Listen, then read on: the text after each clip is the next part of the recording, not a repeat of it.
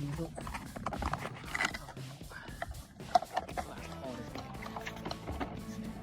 If you're doing the bottoms,